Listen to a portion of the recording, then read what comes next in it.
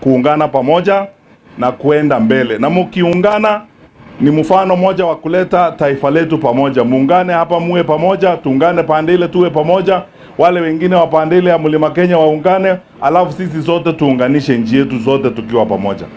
Jambo la pili, wananchi munisikize kwa haya kabisa. Uongozi ni namna ya kutoa huduma kwako wewe kama mwananchi.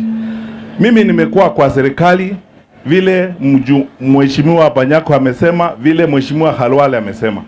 Hayo mambo yote mengine tuliyafanya nikiwa katika wizara ya elimu kama waziri wa elimu. Nilipita hapa wakati huo nikiingia kwa mashule hapa usiku na mchana kukoroga watu hapa wanataka kucheza na watoto wetu na kuiba mtihani. Tunataka kurudisha serikali ambayo inazungumza mambo ya maisha ya Wakenya.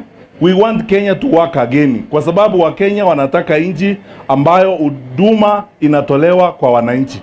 Kwa sababu nyinyi hamupati matibabu vilivyo kwa sababu ya SHA. Na hao wanakaa wakisema kila wakati eti sisi tunafanya vitina tukisema SHA haifanyi kazi. Sasa nyinyi ndio mko kwa ground. Hii kitu inaitwa SHA inafanya kazi? Inafanya kazi SHA? Nionyeshe kama mnasema ukweli SHA haifanyi kazi wale ambao. Asante sana. Tulikuwa na Linda Mama hapa, imezungumziwa. Tulikuwa na Eduhavia ambayo tulileta wakati ule tulikuwa kwa serikali, haiko sahihi. Na Januari hii inakuja, tukifika Januari, haya maneno ya kutoa na kupunguza capitation, nyinyi wazazi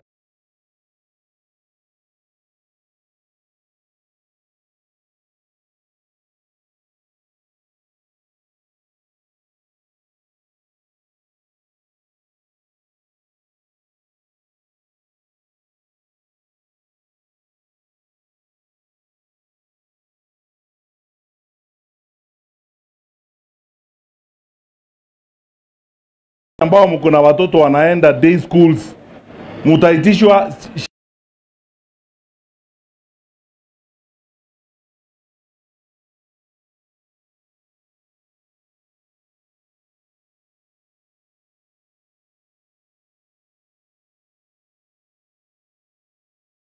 primary and secondary education. Tulikuwa na Linda Mama, tulikuwa na hii maneno ya Eduafya, kimbizana na yeye kidogo akiwa kiongozi wa wafanyakazi wa sekta ya afya. Ni mtu anajali maslahi ya wafanyakazi hakika. Na ni kweli vile anasema, akipata nafasi hii atashughulikia haya maneno ambayo tunazumbuka nayo hapa.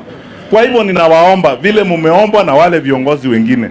Tunaweza kuongea hapa mpaka usiku kuja, lakini mjue kwamba siku ya Alhamisi tarehe 27 unakata kauli kuhusu maisha yako wewe, sio wewe kuishi maisha yako.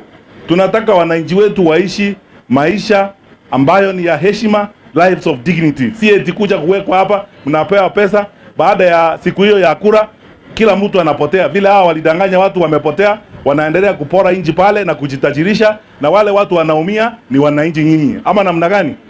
Sasa tafadhali ninawaomba kwa unyenyekevu wananchi, tuzingatie na tusikize vile hawa viongozi wanazungumza. Hawa ndugu zenu wakiwaambia tafadhali sisi zote tukae pamoja, Wakenya wa pande hii pia tuhakikishe kwamba tunakaa pamoja na tunaenda barabara moja. Mimi nawaombea mema na ninawahakikishia tutakuwa pamoja.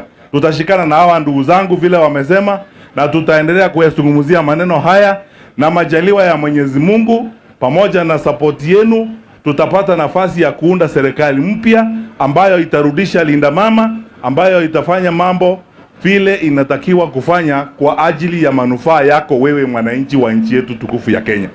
Kwa hivyo tuweke amani, tuamuke asubuhi na mapema siku hiyo, tupige kura na tuhakikishe kwamba tunalinda usalama. Sisi tutii sheria, lakini tunawaomba wale wa serikali nao pia watii sheria, kwa sababu sheria sio ya watu wa opposition peke yao. Sheria ni ya sisi wote. Watii sheria pia na sisi tutii sheria. Wasipotii sheria, they will lose the moral authority ya kuambia sisi tutii sheria, na wao wanakaa wakifunja sheria. Na mwishowe, ile maneno mliona kwa press conference tulitoa jana kupitia kwa Kalonzo Musyoka, IEBC, mnaona vile watu wanaongwa mkiangalia. Hivi ndivyo mambo ilianza huku Tanzania. Alafu usalama ukazorota, shida ikaingia kwa sababu ya kutotii sheria. Wale wanasimamia uchaguzi wako hapa wote na wale wananisikiza.